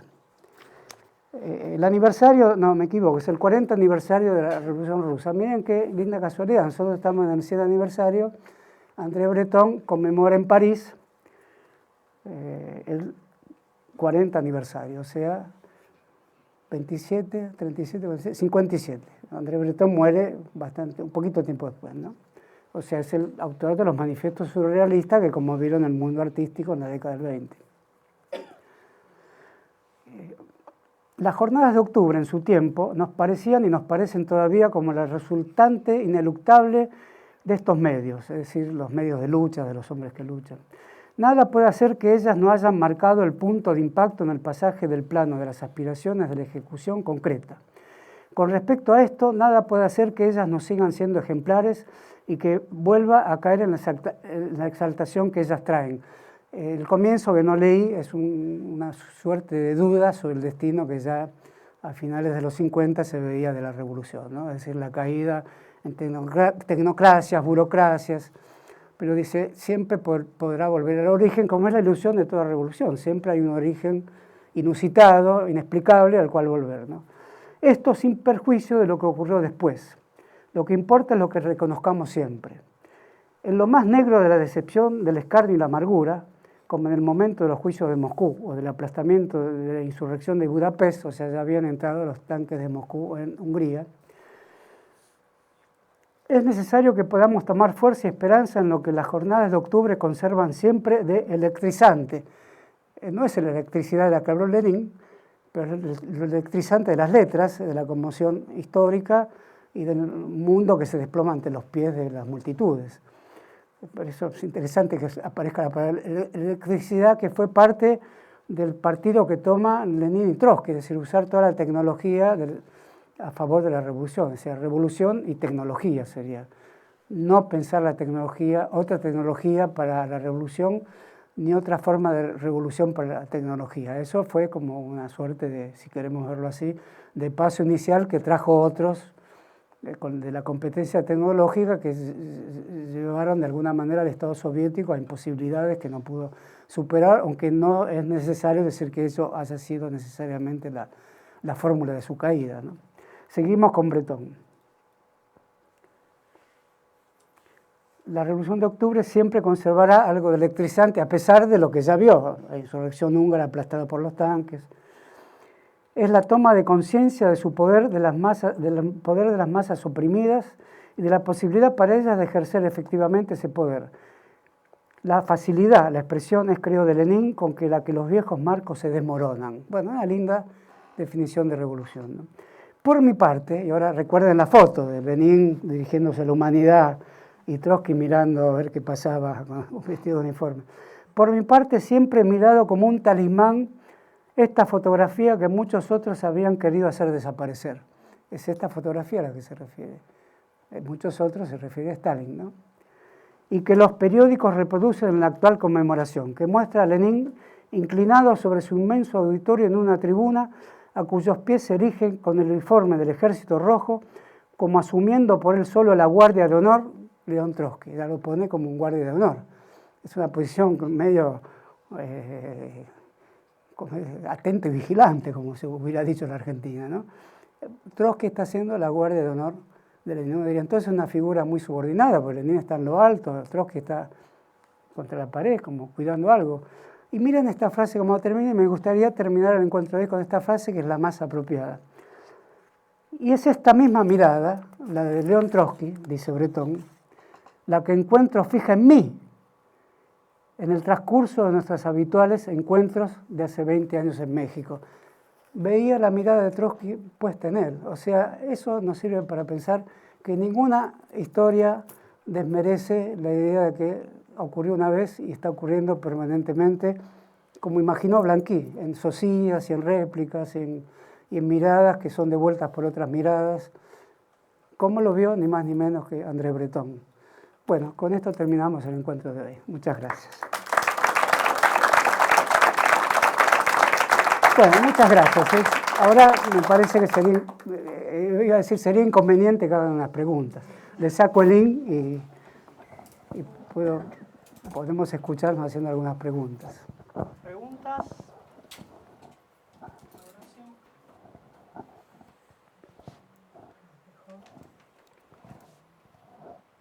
Sí, ahí un compañero de la Asamblea de Petrogrado ha levantado la... Gracias.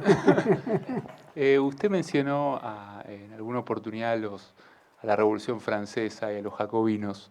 ¿Hay alguna influencia de Maximiliano Robespierre? No. ¿En Lenin? No, de Danton. Creo que, no me acuerdo qué trabajo de Lenin, de Danton seguro, porque lo cita Lenin. Hay una frase de Danton que dice la audacia, la audacia, la audacia. Cuando alguien le pregunta, ¿qué hay que hacer? De la audaz, de la audaz, de la audaz. Audacia, audacia, audacia. Y Lenin pone esa frase en cabeza. ¿Pero había algo que tenía en contra de la idea de Robespierre? ¿En contra de su obra? Un orador como Robespierre. Bueno, yo no conozco bien Robespierre. Hay grandes estudios sobre Robespierre. Me da la impresión que Lenin no se basa en la idea de Robespierre, que es crear un Dios supremo, lo ve como un pequeño burgués avanzado. Me da la impresión que toma a los jacobinos como una unidad. Me parece que le gusta más Danton, que es un hombre de acción y que pronuncia la frase sobre la audacia. Robespierre, a pesar de que se le da la dudosa autoría de la invención de la guillotina y demás, que en realidad inventó un tal Guillotín, pero que la pensó como el lugar donde una revolución hacía justicia. Lenin tiene algo parecido. Por ejemplo, en un momento de un atentado, los populistas rusos defendían el terrorismo popular, digamos. Una beta y otra beta, la acción voluntaria al militante. El populismo se divide en esas dos fracciones y tiene una mayoría electoral muy importante entre el campesinado. Como en Smolny, antes de tomar el poder, se decide llamar una asamblea constituyente, esa elección se hace después de tomar el poder por los bolcheviques, que nadie pensaba que lo iban a hacer, y ni siquiera tan fácil. Se hace la elección y ganan los SR, los eseristas, socialismo revolucionario se llamaban, que eran los viejos populistas. El bolcheviquismo gana en la armada, miren qué sueño electoral, ¿no? En los cuarteles, en las grandes ciudades. Y el populismo, el viejo populismo, o sea, los eseristas o los socialistas revolucionarios ganan por mucho, porque el voto campesino sí le sigue perteneciendo. Y Lenin anula la elección. Sería un rasgo robespierriano, pero la historia sigue porque inmediatamente los populistas, reverdeciendo sus tentaciones de producir atentados individuales, porque la historia de Rusia está llena de ese tipo de atentados hechos por el populismo desde mediados del siglo XIX. Es el populismo que traduce a Marx, o sea, la palabra populismo hoy no refleja para nada lo que fue los narodniki. La palabra narod quiere decir pueblo y nación en ruso, por eso es más complejo. Al decir populismo se está diciendo pueblo y nación al mismo tiempo, no lo nacional popular con un guión que perturba, hay un guión, sino es una única palabra. Entonces hay 2 o 3 populistas que le hacen un atentado a Lenin. Hacer un atentado a Lenin en 1918, creo, no era algo simple. Y Lenin ordena fusilamiento, y Rosa Luxemburgo le escribe a Trotsky o Lenin, no me acuerdo, diciendo que son seres humanos, que la revolución tiene que ser generosa. Y además aprovecha para decir que no estaba de acuerdo con haber anulado la Asamblea Nacional. Ya hay una discusión sobre la democracia en Rosa Luxemburgo, que no estaba presente ni en Lenin ni en Trotsky. Y la respuesta de Lenin o Trotsky, no me acuerdo, pero es robespierriana, así que son los hombres ante la historia, dice, y creo que Trotsky dice. Una frase que después de Marx, que reformula Althusser en los años 60, son meros soportes de relaciones sociales. En realidad no estamos fusilando a un hombre, estamos fusilando a una posición política inconveniente para la revolución. Bueno, es una frase muy tajante, robespierriana, si querés ponerla en ese sentido, pero por eso ese lado un poco lo puede representar esa frase. No sé si Lenin había leído a Robespierre, que tiene una obra grande, menos grande que la de Saint-Just, pero son obras, no eran personajes que no escribieran, y eran, como decís vos, personajes de grandes discursos, ¿no? Como Lenin, ¿no? El eco de los jacobinos está siempre Lenin, pero a Danton lo cita varias veces, como si le gustara Danton, que como se sabe fue muerto en la bañadera, hay un famoso cuadro de David, que lo muestra ensangrentado en la bañadera, como algo así como el fin de la revolución, ¿no? El fin de la revolución francesa. Bueno, muchas gracias. No lo levanté yo para no perturbar la escena, pero se ha enriquecido ahora. No me acostumbro a que sea televisión, pero es una experiencia singular que se ha hecho y muy bien. La hizo Ricardo Piglia, y acá no estamos sino intentando siquiera imitarlo, ¿no? ¿Y alguna pregunta más? Ya, Lucas, está anotando una pregunta demoledora, Lucas. ¿Eh? Bueno, voy a pensar alguna pregunta ahora. No, yo me quedé con Mayakovsky y me quedé también con la discusión entre Danton y Trotsky, que planteaste sobre No, Danton y Trotsky, no. No, Danton y Trotsky, no. Sos como yo, dice Sí. cualquier nombre. ¿Viste?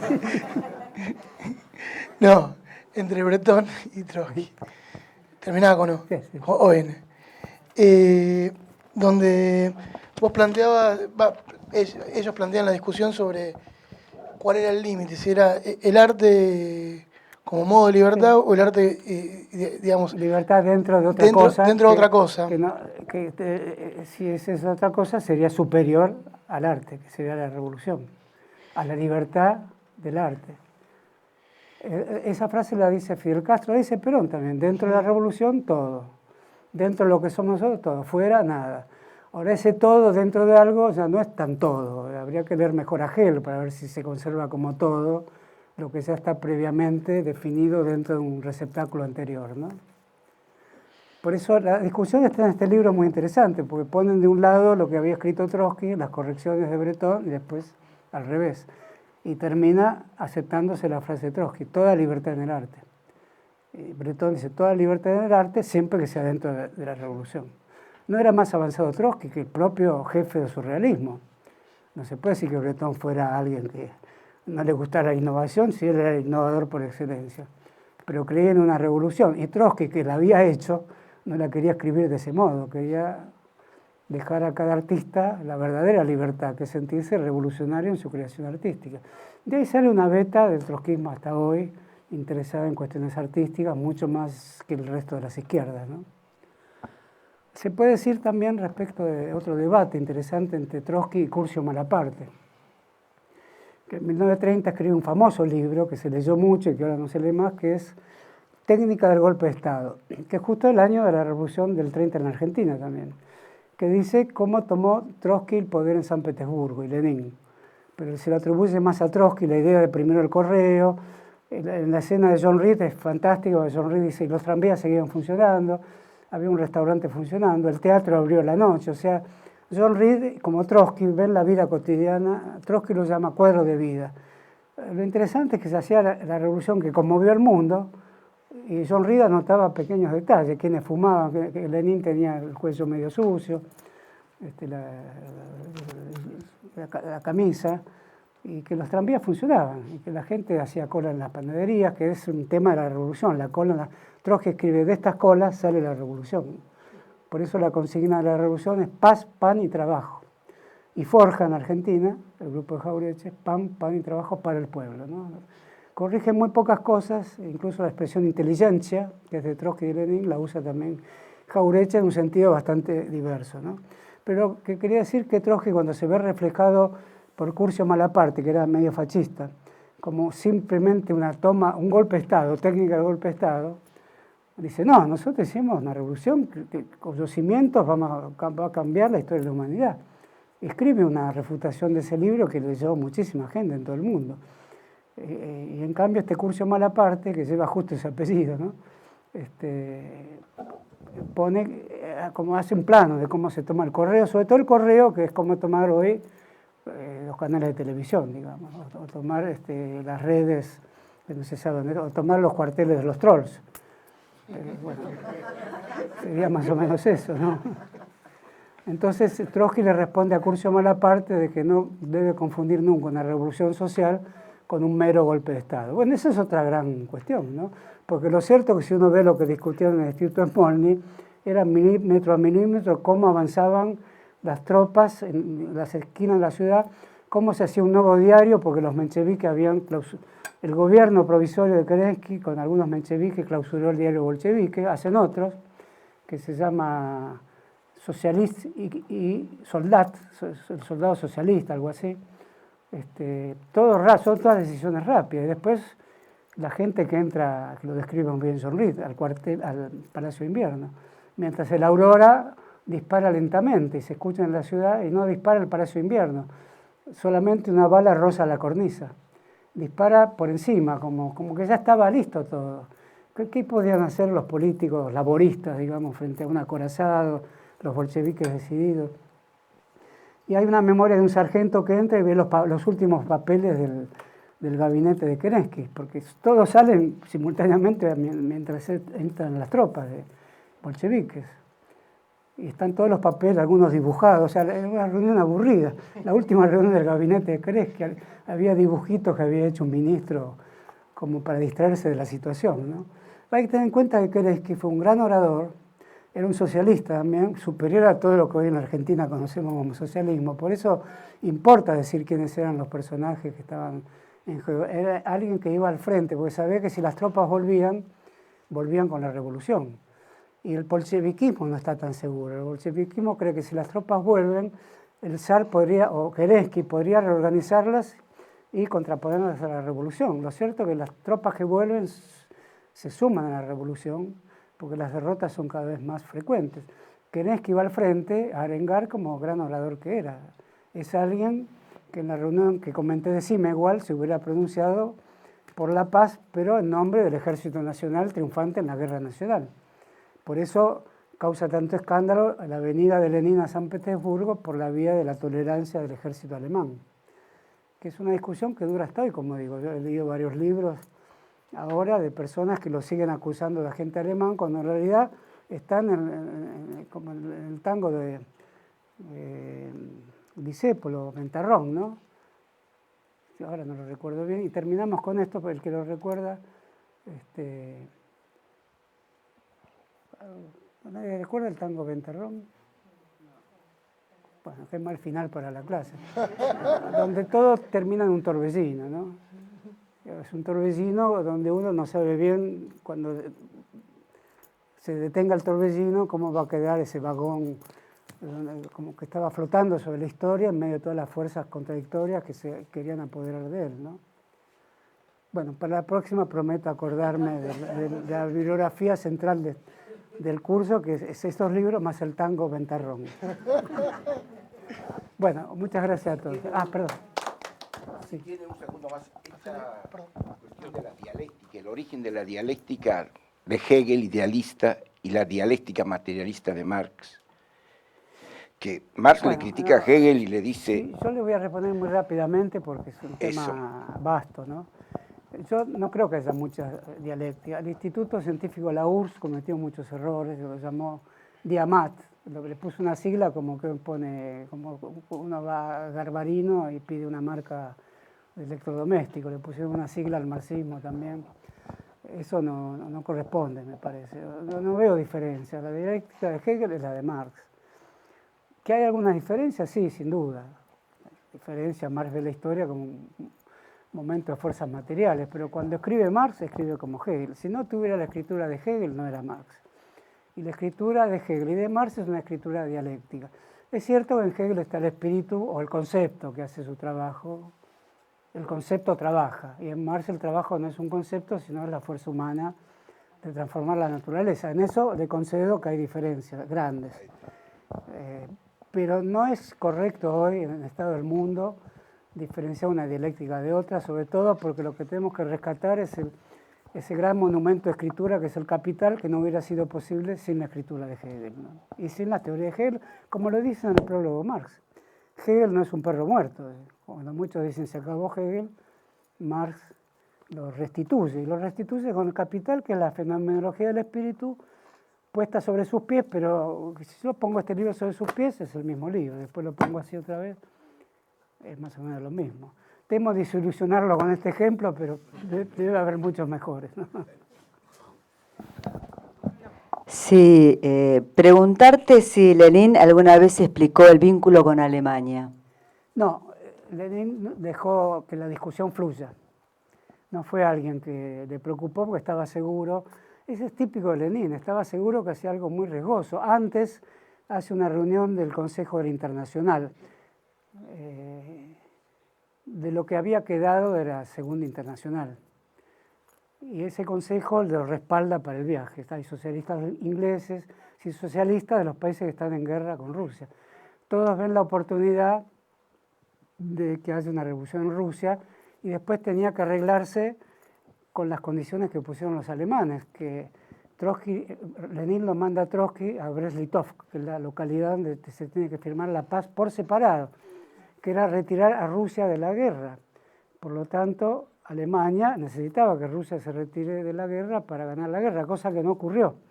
Es una guerra notoriamente ganada por Francia y sobre todo por Inglaterra. Eso produce la reunión de Brest-Litovsk, que es una ciudad destruida por la guerra, que está en el límite de Polonia, creo. Son dos ciudades, Brest y Litovsk. Y el que va es Trotsky, vestido con una camisa de cuero. Esto lo cuenta en mi vida. Lo que se llama intento autobiográfico, que es un libro de excelencia, como se dice en Argentina. De lujo, como se dice también en Argentina. Y enfrente se encuentra con los diplomáticos austrohúngaros, todos con sus medallas, los mariscales del emperador alemán. En fin, el imperio austrohúngaro eran los Habsburgo, que gobernaron España, no era cualquier cosa lo que ocurría ahí.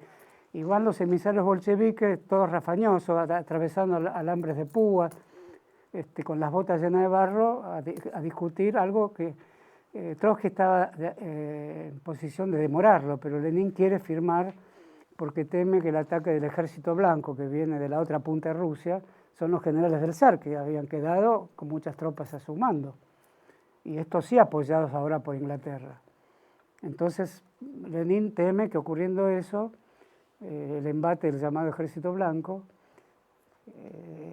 siguiera la guerra con Alemania, y hacen la prueba de demorar una semana la firma de la paz, que incluía la cesión de Ucrania. Era grave para Rusia ceder Ucrania, el lugar más rico es como Cataluña para España. Entonces esperan unos días y empieza a avanzar el ejército alemán. Y se dan cuenta que ya no hay más tropas rusas, están todas haciendo la revolución en Moscú o en Petrogrado. No queda nada para resistir a Alemania. Además, habían hecho un acuerdo con Alemania. Entonces, Lenin era el que no podía desacatar tanto algo que entre que lo había y no lo había firmado, pero les piden un certificado especial para cruzar a Alemania en guerra. No era fácil la situación. Entonces Trotsky termina firmando algo muy inconveniente para el comienzo del gobierno ruso, del gobierno revolucionario. La cuestión se salva porque Alemania pierde la guerra y Rusia recupera Ucrania. Es decir, si no vemos el entrelazamiento de la Primera Guerra Mundial, no vemos la revolución. Revolución y guerra están Ahí veríamos una dialéctica que hay que construir en el pensamiento, ¿no? Pues es necesario ver los libros que tratan de esa dialéctica, las personas que hablan de ello y el modo en que se comportaron los dirigentes que están en una historia muy tormentosa. Por eso me parece que la imagen del vagón que va no sobre una vía férrea, sino como flotando en el aire entre fuerzas contrapuestas que quieren dirigirlo hacia un lado o hacia otro, es una imagen acertada de Trotsky. Eso, más que una dialéctica, es una fisura dramática, es trotskismo, eso es lo viejo y lo nuevo en una pequeña fisura que apenas se nota, ¿no? ¿La guerra trae la revolución o la revolución para la guerra? Hasta ahora. A ver, déjeme pensar 10 minutos su pregunta. No, diría, en un escenario de guerra ocurre una revolución. Suele ser así. Lo que usted dijo en segundo término podría ser una excepción. Llamaríamos revolución a todo lo que se llama a sí mismo revolución y lo que cambia condiciones de vida, modos de producción. Hasta el momento imperan en el mundo las revoluciones tecnológicas, que están muy seguras de sustituir la revolución hecha a través de ideas y a través de fórmulas de justicia por otra fórmula de justicia y diseminación democratizante de la tecnología, que es digamos, la revolución de las redes. Bueno, eso no algo que se deba describir con la palabra revolución. Parecería que sí, porque Lenin a la electricidad, que haría un poco la función que hacen en las redes, Lenin lo va a visitar un corresponsal del New York Times y le dice: señor Lenin, dígame cuál es su primer plan de gobierno. Enseguida, eso lo cuenta Trotsky, creo. Dice, bueno, tenemos algunos problemas tecnológicos, las ciudades están muy desarrolladas, pero el campo muy atrasado. Nunca saca la conclusión de Trotsky, Lenin, que es esa relación necesaria entre lo atrasado y lo moderno, necesaria, con el punto de fisura que el trotskista descubre aquí, allá. Y el corresponsal del New York Times dice, usted sabe que en Boston, Nueva York, Pensilvania hay 300.000 millones de bombitas eléctricas. Lenin dice, pero ¿cómo? ¿Tanto hay? Eso sale en el New York Times, esa entrevista. Claro, dice, hay muchas. Y acá tenemos que enseguida electrificar el campo, socialismo y electricidad. Creo que de ahí sale la famosa frase que compromete mucho con las tecnologías. Podía no poner la electricidad a la par del socialismo. Eso es un primer acto de la revolución. Puede decir, la revolución electrificará el campo, como diría Frondizi, ¿no? Vamos a electrificar el campo. Pero no es socialismo más electricidad. Hay muchas versiones de esa frase, pero la más común es una frase que compromete mucho a todos, nos compromete a nosotros con todo.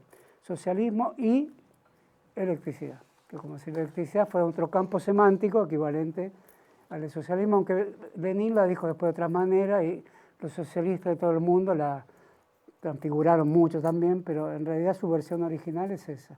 Y surge, creo, de un reportaje periodístico, como surgen muchas cosas de todo tipo en la Argentina, ¿no? Del New York Times dice, ¿usted sabe que es 300 millones de bombitas eléctricas?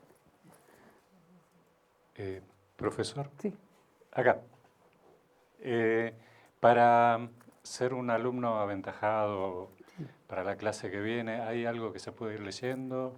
¿Tenemos algún tema? Y son libros muy gordos. Bueno, el prólogo, no sé. ¿Alguna foto Bueno, para mirar? la foto esa se la consigue, mirá, en internet debe estar, Lenin hablando, y mírenla como Breton dice, él me está mirando a mí. Miren que hoy sería habitual con personajes como Didi Urman, que dicen esas cosas, analistas de la imagen, que están de moda, y dicen que la foto, que en realidad un cuadro te mira a vos, y no vos mirás un cuadro. Eso ya es medio obvio. Pero que lo diga Breton de Trotsky, él me está mirando ahora a mí, ¿no?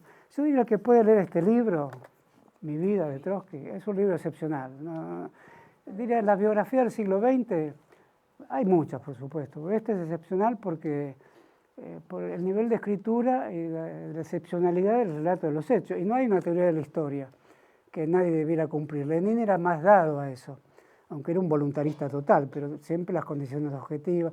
Era un voluntarista que se disfrazaba de condición objetiva, en realidad. Trotsky no es ni un objetivista de la historia ni un subjetivista, pero influido por el psicoanálisis, creo que en la versión de Jung, ve el inconsciente colectivo por todos lados, y cuando ve que Mayakovsky se suicida, tiene que analizarlo en relación a la sociedad, pero queda un último gramo que es aquella fórmula última de una conciencia que no supo resolver su existencia, digamos. Siempre en Trotsky hay un último envión de la conciencia que no lo explica lo social, pero lo social interviene a la manera de la sociología de ese tiempo, incluso de Durkheim.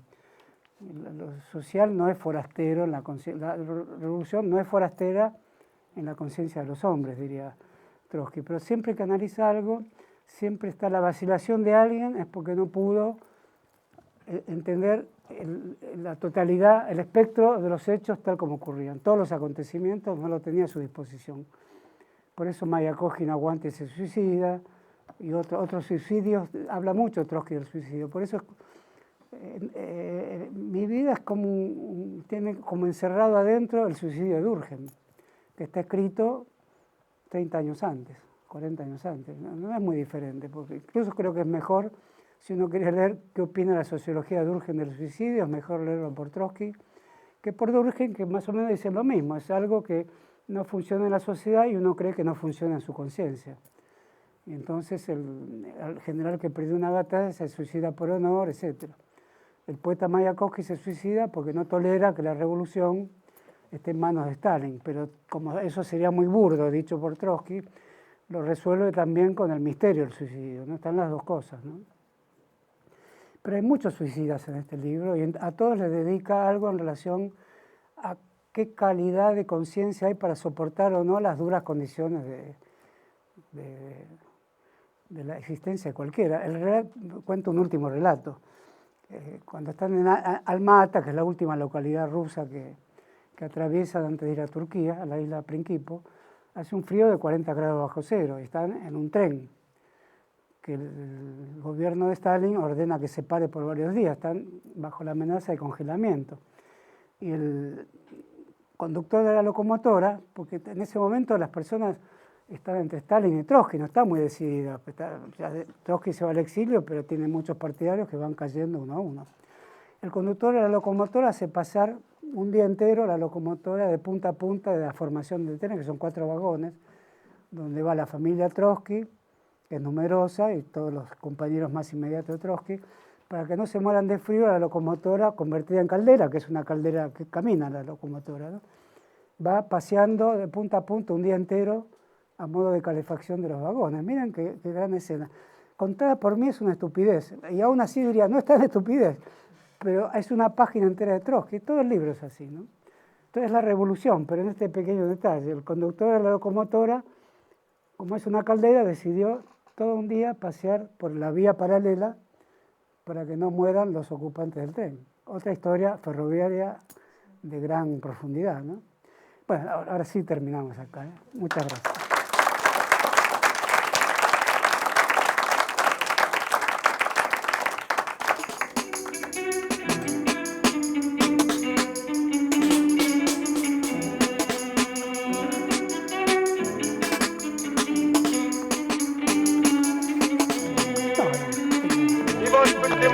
Советская власть, каковы бы ни были преследования сторонников коммунизма от наследия грабительского капитализма, но зато она дает возможность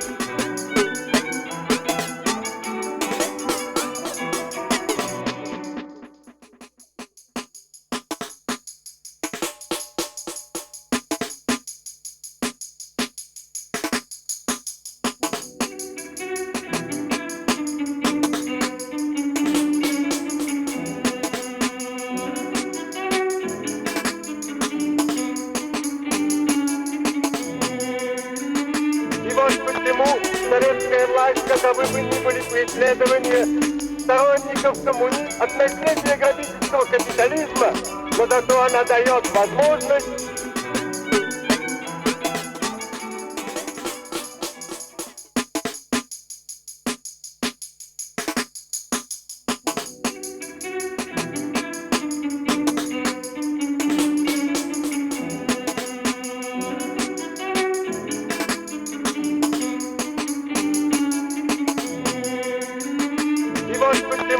советская власть, каковы бы ни были преследования сторонников коммунизма от наследия грабительского капитализма, но зато она дает возможность